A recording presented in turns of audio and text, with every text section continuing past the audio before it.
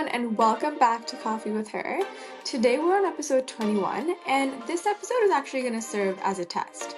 Are you still stuck in unhealthy patterns, or have you grown in the way that you navigate workplace conflict? Let's find out.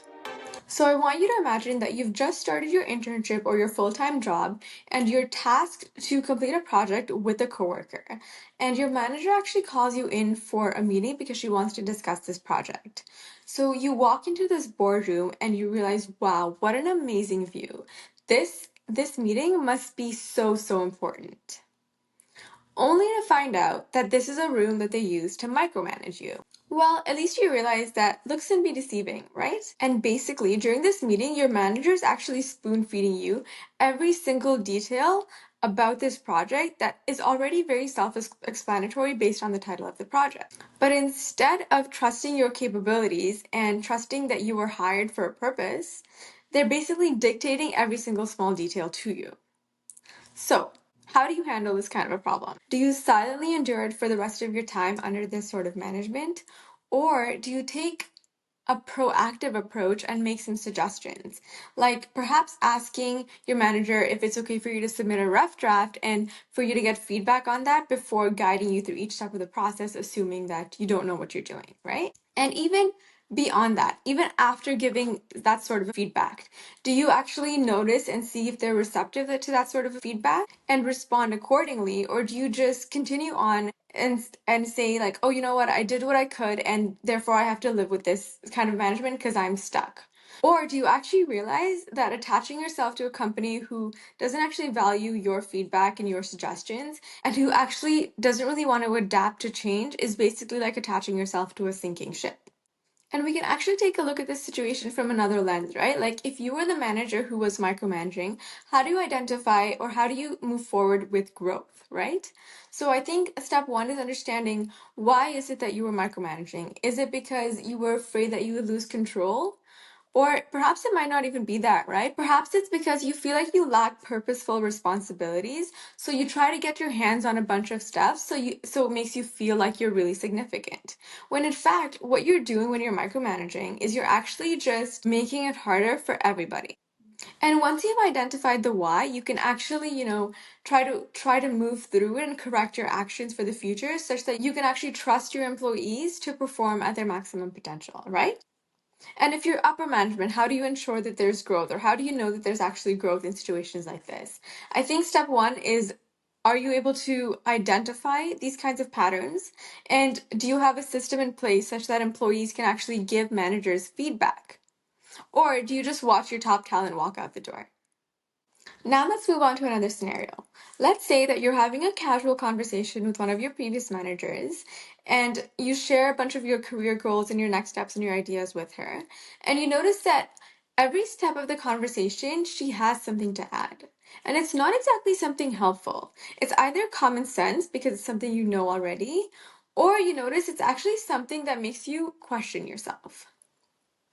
For example, you say, oh yeah, I've noticed that people actually really find my insights valuable. And she responds by saying, don't trust people. Interesting, right? That's when you realize that instead of actually supporting you, she's actually belittling you in the name of giving you advice. So how do you handle this kind of a situation? Do you just let it slide and say, oh, whatever, it's okay, I'm just going to continue this conversation as, you know what, everything is fine?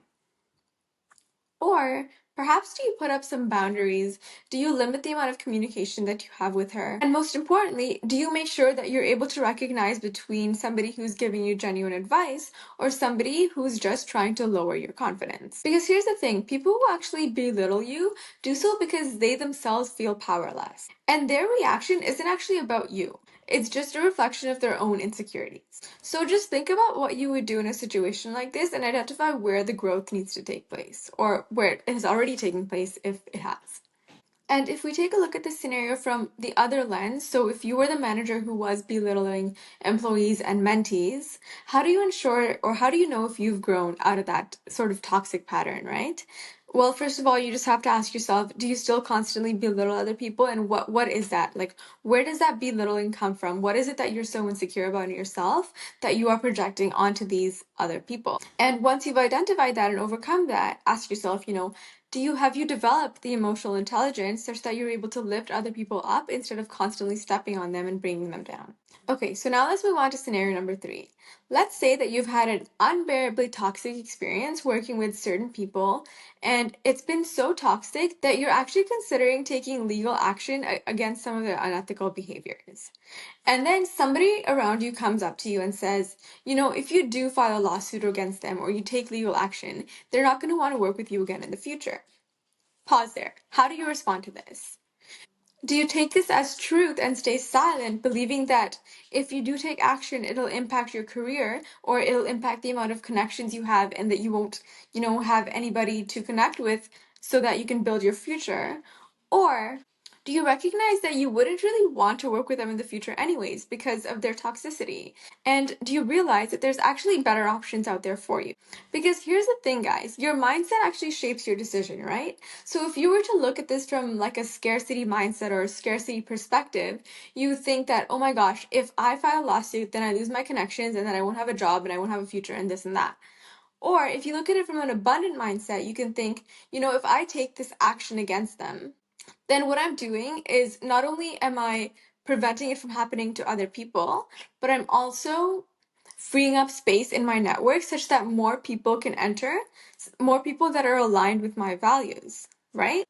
Because from an abundant mindset, you would know that there are workplaces out there with higher standards that are more aligned with your values, right? So do you notice how like these subtle mindset shifts can actually change the way you ask questions and the way you navigate certain decisions?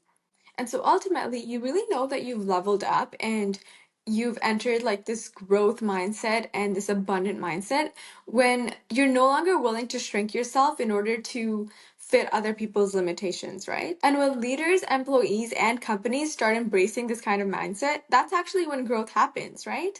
Because the truth is, a lack of growth was never really a capacity issue, was it?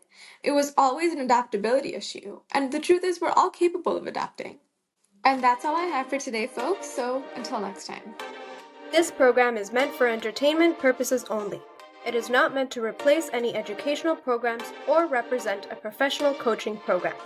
All examples provided by the author and speaker are purely anecdotal and are not meant to represent any institutions or companies in affiliation with the creator.